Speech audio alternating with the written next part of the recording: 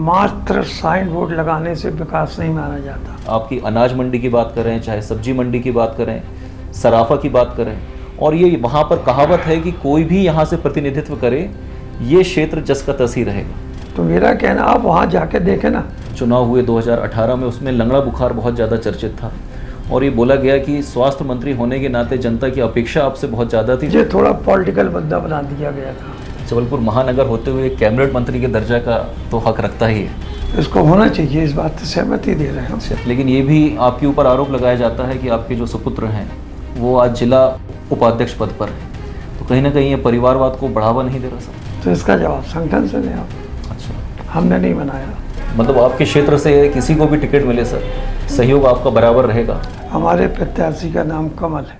नमस्कार साथियों, मैं पुष्पराज सिंह इनव्यू के चैनल में एक बार फिर से आपका स्वागत करता हूं। और हमारी इस पॉलिटिकल सीरीज में जिस शख्स से हम आज आपको रूबरू कराने जा रहे हैं वो किसी भी पहचान के मोहताज नहीं है। जबलपुर की उत्तर मध्य विधानसभा के जाने पहचाने चेहरे पूर्व विधायक माननीय शरद जैन जी से हम आपको रूबरू कराते हैं और इनके बारे में कुछ बातें मैं आपको बता दूं। लगातार 3 बार तक इन्होंने विधायक के तौर पे उत्तर मध्य विधानसभा का प्रतिनिधित्व किया तथा राज्य मंत्री के पद पर भी ये सुशोभित रहे।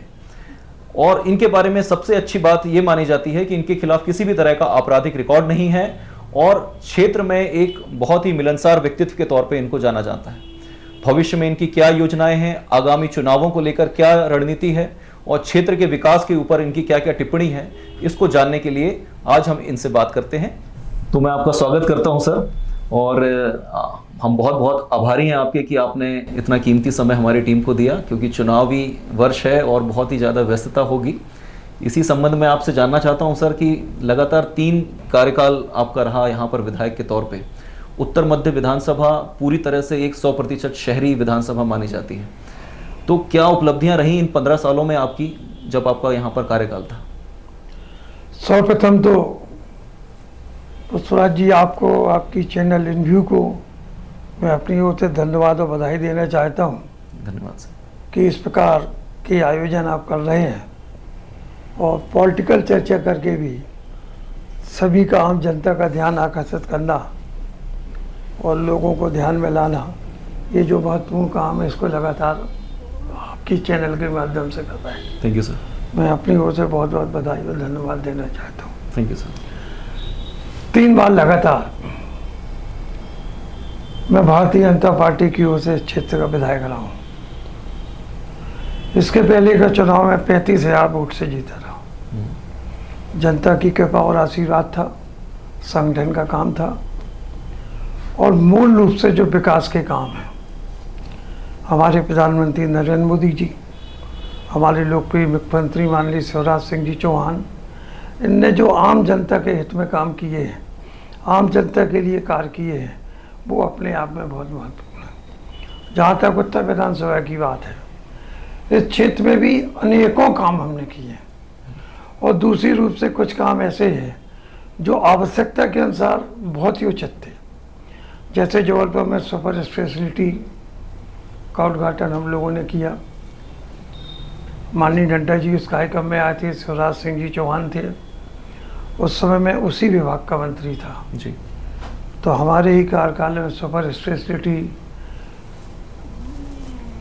मेडिकल यूनिवर्सिटी, वेटनरी यूनिवर्सिटी और भी कई ऐसे शिक्षा संस्थान हैं जो उस कार्यकाल में चालू हुए।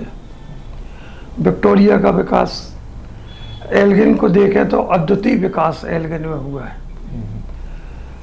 कोतवाली के सामने सिटी डिस्पेंसरी जी।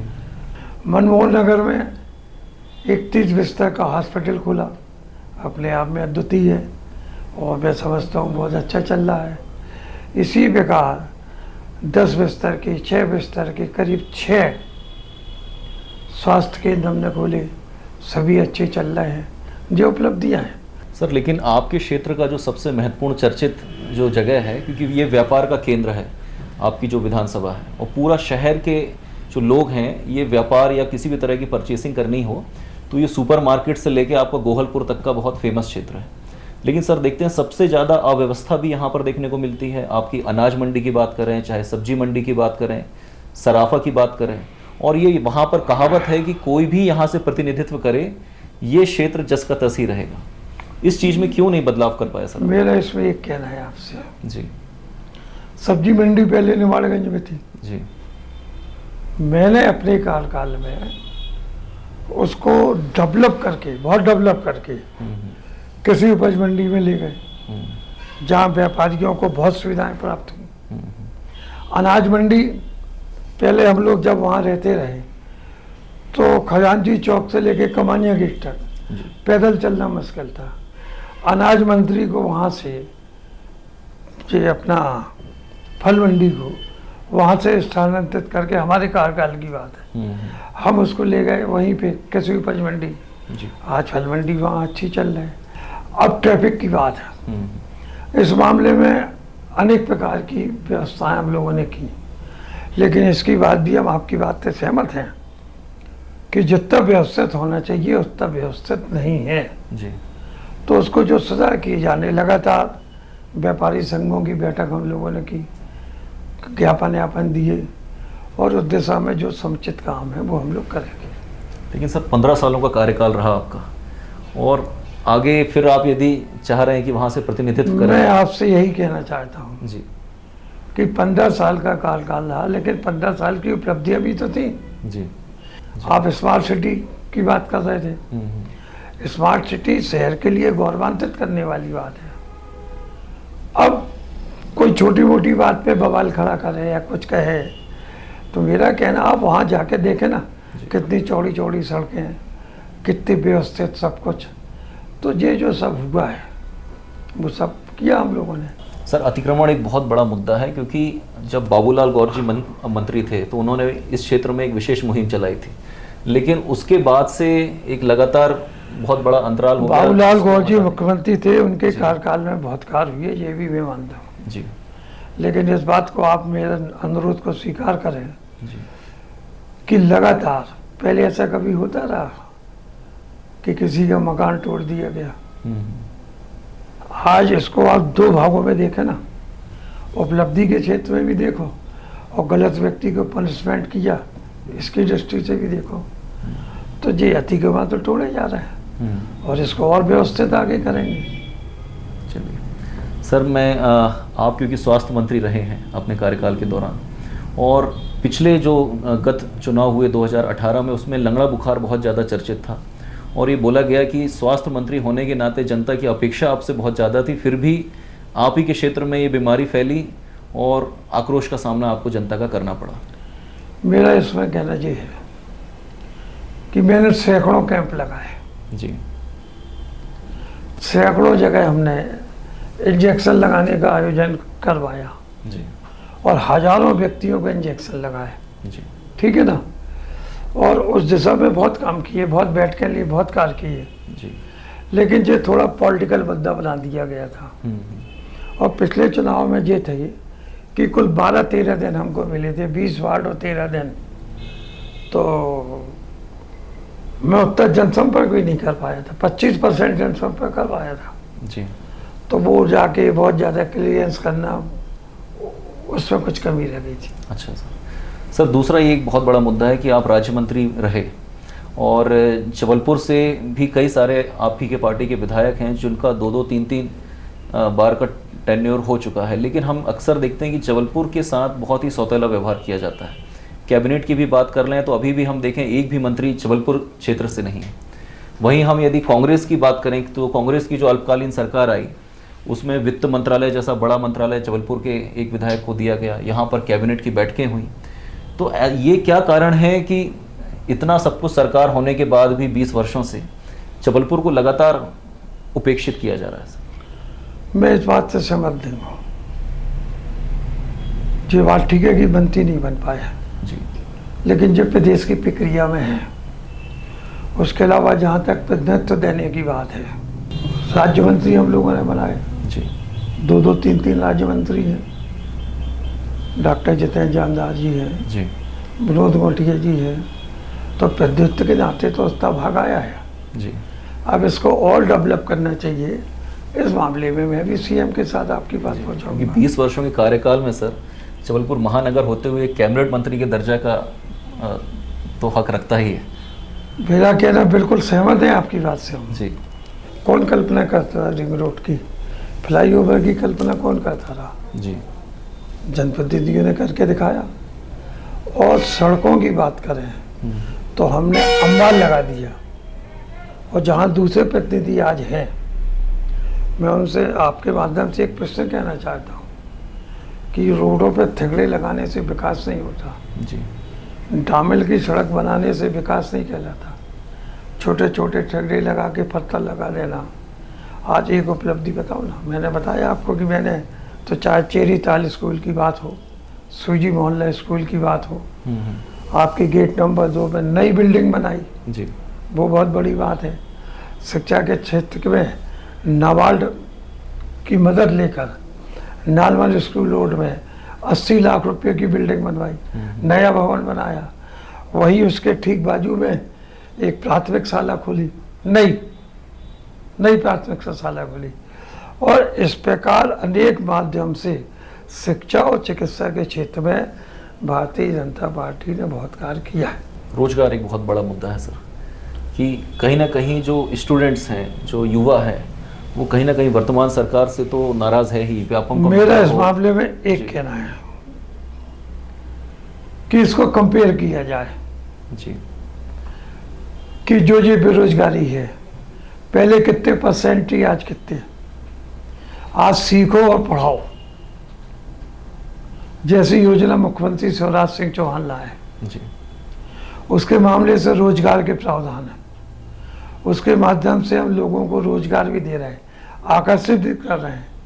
मेरा यही कहना है कि हमने उस दिशा में काम किया है। पहले 0 था, बहुत आगे बढ़ गए हम, और लोगों को इस प्रकार की शिक्षा भी दे रहे हैं। जी तो इस दिशा में बहुत कार्य किए गए। हमने क्या किया, हम जनता को बताना चाहते हैं। बाकायदा नकल करके कुछ भी घोषणा करना, कुछ भी करना, हम आए तो इतना देंगे, हम आए तो 1500 देंगे। आज शिवराज सिंह चौहान ने लाडली बिटिया वाले मामले में 3000 रुपये तक के प्रावधान रखे। समय समय पर उनकी बात की जाएगी। अब जब जिनको अगली सरकार में आना ही नहीं है, वो उटपटांग कुछ भी घोषणा करें, कुछ भी करें, जनता को बहकाने का काम करें, जनता को फुसलाने का काम करें, ये सब कार्य उचित और समुचित नहीं। चलिए सर, मैं पार्टी लेवल की बात करूं क्योंकि आगामी चुनाव सामने हैं और आपका क्षेत्र जो है सबसे ज़्यादा उम्मीदवारी दावेदारी आपके क्षेत्र से इवन आपकी पार्टी के ही लोग करते हैं। हाल ही में हमने देखा कि बीजेपी में दोबारा वापसी हुई है धीरज पटेरिया जी की, और उनका भी जो कार्य क्षेत्र है वो आपकी विधानसभा ही है। तो दोबारा सर क्या गुटबाजी या अत्यधिक दावेदारी आपके लिए चुनौतीपूर्ण होगी? ये एक सोचना प्रदेश नेतृत्व का काम है जी, और प्रदेश हर मुद्दे पे, हर विषय पे सोचता भी है, विचार भी करता है और निर्णय भी लेता है। जी तो ये जो आपका प्रश्न है, इसका जवाब भी प्रदेश नेतृत्व देगा। तो जो भी उम्मीदवार होंगे बीजेपी की तरफ से सर, क्या वो विकास के मुद्दे पे आएंगे या फिर जातिगत गणना के आधार पे? क्योंकि सबसे ज़्यादा आबादी आपके यहाँ पर ओबीसी की है, 70,000 लगभग है। ओबीसी उम्मीदवार भी हम अपेक्षित कर सकते हैं? मेरा कहना है हर वर्ग को टिकट मांगने का अधिकार है, जी, वो किसी भी जाति के हों। जी, ठीक है ना। आंकड़ों की बात है तो जनगणना के हिसाब से देख लो, जी, और किसके कितने कितने आंकड़े हैं, जी, और फिर मात्र जातिगत नहीं, हम उपलब्धियों के आधार पे भी चलेंगे, कैडर के हिसाब से भी चलेंगे, और हमारी सोच भारतीय जनता पार्टी का कार्यकर्ता है। कार्यकर्ता उपयुक्त होगा तो संगठन विचार करेगा। जी।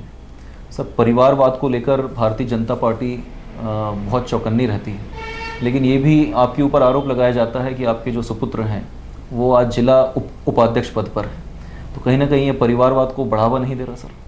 मेरा यही कहना है कि उसको संगठन ने बनाया, तो इसका जवाब संगठन से ले आओ। अच्छा, हमने नहीं बनाया। चलिए ठीक है। रोहित जैन को मैंने पदाधिकारी नहीं बनाया, और जो 2-4 लोगों नाम हमने दिए रहे उसमें उसका नाम नहीं था।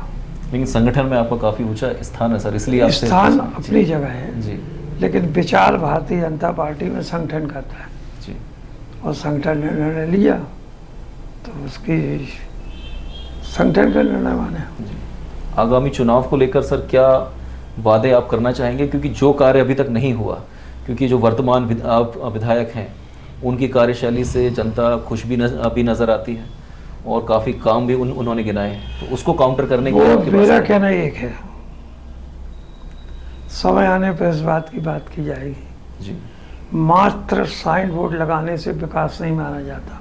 मतलब आपके क्षेत्र से किसी को भी टिकट मिले सर, सहयोग आपका बराबर रहेगा पार्टी में? मेरा कहना है भारतीय जनता पार्टी विजयी होगी और भारतीय जनता पार्टी को टिकट मिलेगी।